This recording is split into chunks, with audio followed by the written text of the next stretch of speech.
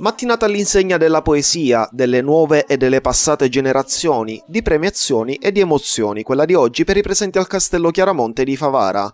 Presso la Sala del Collare, tra i tanti che l'hanno riempita, hanno partecipato soprattutto le scolaresche cittadine, si è tenuta la terza edizione del Premio Letterario di Poesia Peppe Casà, un concorso rivolto agli studenti di istituti comprensivi e superiori che, dando sfogo al proprio estro, hanno partecipato con le proprie poesie.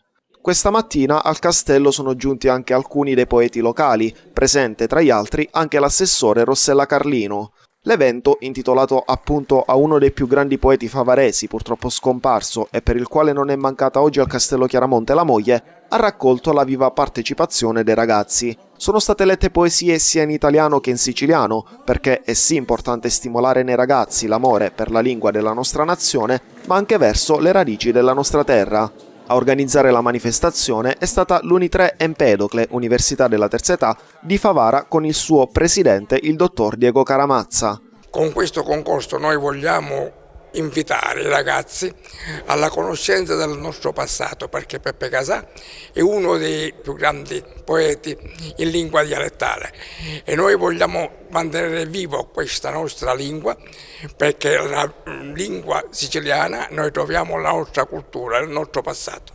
I protagonisti di questa manifestazione sono gli stessi ragazzi che oggi ci hanno seguito e che hanno dato grande manifestazione di spirito poetico, di saggezza culturale, di saggezza, diciamo così, anche sociale.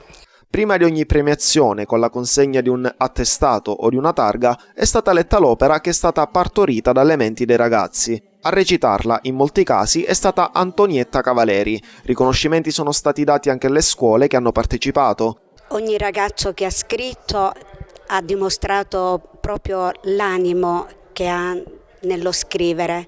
Di certo, essendo ragazzi piccoli, avete visto, ci sono parole piccole, però grandi nello stesso tempo, perché sono stati veramente capaci a mettere in evidenza le proprie emozioni, le proprie sensazioni.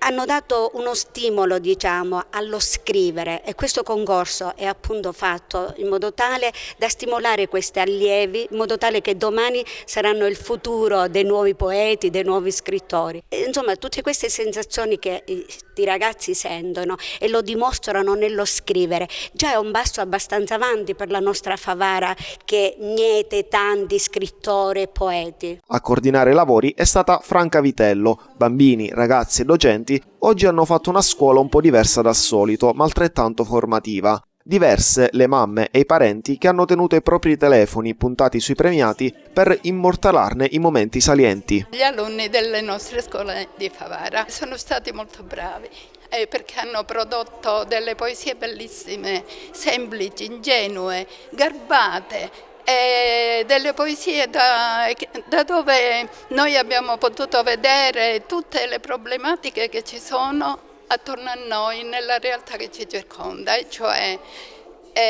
allora prima di tutto la pace.